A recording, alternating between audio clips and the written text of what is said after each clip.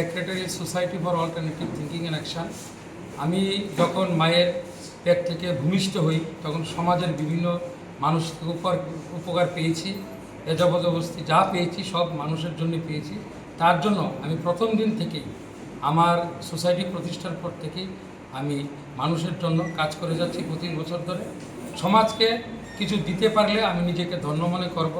আমি কেবিআইসি যে দপ্তর, এর মাধ্যমে হানি মিশনের যেই কাজ আমাদের সোসাইটির মাধ্যমে শুরু হয়েছে, পটারি মিশন, চন্মশিল্পী যারা আছে তাদের কাজের জন্য আমি দিল্লিতে 2019-এ ভারত গৌরবশ্রী অ্যাওয়ার্ড পেয়েছি এবং আম্বেদকর ন্যাশনাল ফেলোশিপ অ্যাওয়ার্ড পেয়েছি, টিচার অ্যাওয়ার্ড পেয়েছি, জাতীয় আন্তর্জাতিক পুরস্কারে ভূষিত হয়েছে। এটা আমার জন্য বেশি গর্বের ব্যাপার না, কিন্তু মানুষের জন্য কতটুকু করতে পেরেছি। উড়াল পুলে ঘুড়ির সুতা দিয়ে যে কমল চৌধুরী যে সাংবাদিক আহত হয়েছিল, ওনাকে আমি সেদিন রেস্কিউ করে আইজিএম হসপিটালে ভর্তি করতে পেরেছি। এরকম দৃষ্টান্তমূলক কাজ করে যাতে মানুষের কাজে লাগতে পারে, এটা আমার লক্ষ্য। ক্যান্সার হসপিটালে ওয়াটার এটিএম আছে, 1 টাকা দিয়ে পরিশুদ্ধ জল পাওয়া যায় 1 লিটার। এছাড়াও আছে বিশালগড় হাসপাতালে আছে মেলাগড় হাসপাতালে আছে, বিশ্রামগড় হাসপাতালে। এরকম কাজ, জনহিত কাজ যাতে আমি করতে পারি। আমার মা পারুলবালা দেবনাথ মহোদয়ের অনুপ্রেরণায় আমি আজকে সমাজসেবার কাজে নিযুক্ত হয়েছি। সরকারি চাকরি পেয়েছি, অনেক ছেড়ে দিয়েছি, কিন্তু চাই সমাজকে এগিয়ে নিয়ে যাওয়ার জন্য, রাজ্যকে এগিয়ে নেওয়ার জন্য, সমাজের প্রতিটি মানুষ যেন অনুভব করতে পারে যে আমরা একটা ভালো জায়গাতে বিলং করছি। এটা প্রতিষ্ঠা করার জন্যই আমি জীবনটাকে উৎসর্গিত করেছি, ডোনেট করেছি for welfare of the society. সমাজ যেন এগিয়ে যেতে পারে, দেশ যাতে এগিয়ে যেতে পারে, এটি আমার লক্ষ্য। আমার বিভিন্ন দৃষ্টান্তমূলক কাজের মধ্যে ওয়াটার এটিএম আছে।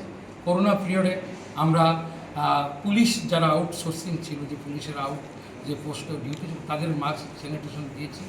এরকম আরও কিছু লক্ষ্য আছে। আজকের আমার প্রেস মিটের লক্ষ্য হলো আমি সরকারের কাছে আবেদন করব আমাদের জন্য কিছু সরকারি জায়গা বরাদ্দ করা, যেখানে যারা রাস্তায় পাগল, তাদের কেউ দেখার নেই, তাদের ডিপ্রাইভ যারা লোক তাদের হেল্প করা। শিশু, রাস্তায় অনেক বাচ্চা শিশু আছে, তাদের দেখার কেউ নেই, অনাথ। সেই বাচ্চাদের আমরা একটা জায়গাতে এনে তাদের শিক্ষা দেব, সংস্কার দেব, দেশের উন্নতি, জাতীয় প্রতি তাদের একটা অনুপ্রেরণা জাগ্রত করব, এদের একটা প্ল্যাটফর্ম এনে।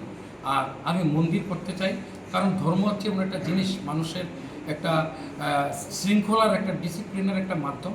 সে মন্দিরের মাধ্যমে যারা দিনার্থ, ক্ষুধার্ত লোক যারা এখনও খেতে পারে না, তাদের জন্য বরাদ্দ করা, তাদের খাবার দেওয়া, তাদের বাসস্থানের ব্যবস্থা করা, এটা লক্ষ্য। আমার এই কাজের মধ্যে নিজেতে প্রফিট করার লক্ষ্য নেই, সমাজকে উন্নত করতে পারলে আমি উন্নত হতে পারবো।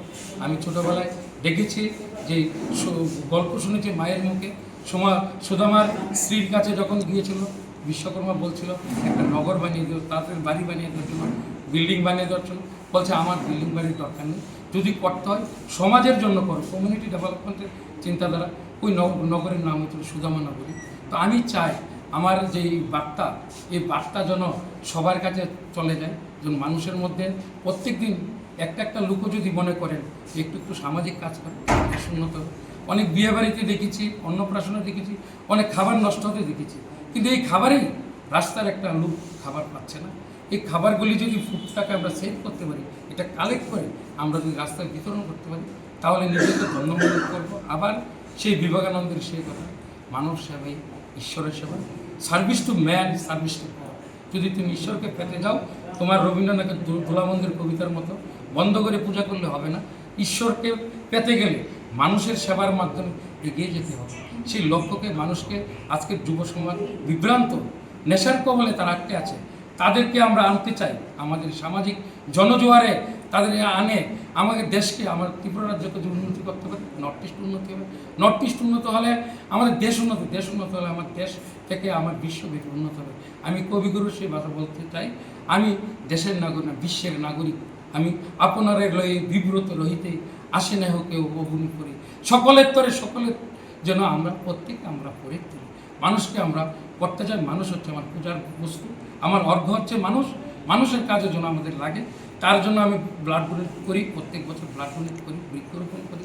প্লাস্টিকের বিরুদ্ধে আমি রুখে দাঁড়াই, প্লাস্টিক যেখানে থাকবে সেখানে রুখে দাঁড়াই। মৃৎশিল্পের জন্য নন্দননগরের টেরাকোটা ক্লাস্টার একটা প্রতিষ্ঠিত হয়েছে, স্যাংশন হয়েছে 2022 সালে।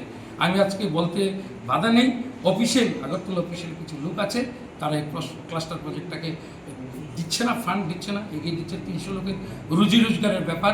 আপনারা সাংবাদিক বন্ধুদের কাছে অনুরোধ, মানুষের পেটে যেন লাত না পড়ে, আপনারা কেবিসি অফিসের বিরুদ্ধে দেখুন কি করা যায়। এরা আটকে দিচ্ছে প্রজেক্টটাকে, মানুষের কাজকে তারা ত্বরান্বিত করতে দিচ্ছে না, এগিয়ে নেওয়ার জন্য তারা বাধা হয়ে দাঁড়াচ্ছে। সেই লক্ষ্যটাকে আপনারা একটু দেখুন, আপনারা খোঁজখবর নিন কী হয়েছে। আমরা আমাদের সোসাইটি, আমরা মানুষের জন্য এগিয়ে যাব। আমার জন্য যদি বলে মানুষের জন্য আমাকে দাঁড়িয়ে থাকতে হবে, আমি দাঁড়িয়ে থাকবো। আপনারা প্রশ্ন করুন, কোনো প্রশ্ন থাকলে আমার মনের যে আশা, সেই প্রেস মিট মাধ্যমে জানাতে চাই, আমি ডক্টর ইন্দ্রজিৎ দেবনাথ শুধু ত্রিপুরার লোক নই, আমি ভারতের লোক, বিশ্বের নাগরিক, মানবতার লোক, মানবতার কর্মী। যেখানে বেবিচার হবে, ভ্রষ্টাচার হবে, যেখানে দুর্নীতি হবে, আমি যেন দাঁড়িয়ে থাকতে পারি, সে আশীর্বাদ করবেন।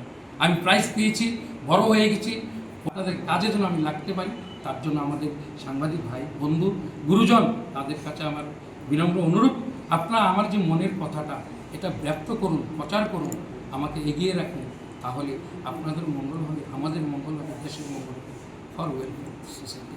আর কিছু বলার নেই। আপনাদের সবাইকে ধন্যবাদ, আপনারা এসেছেন।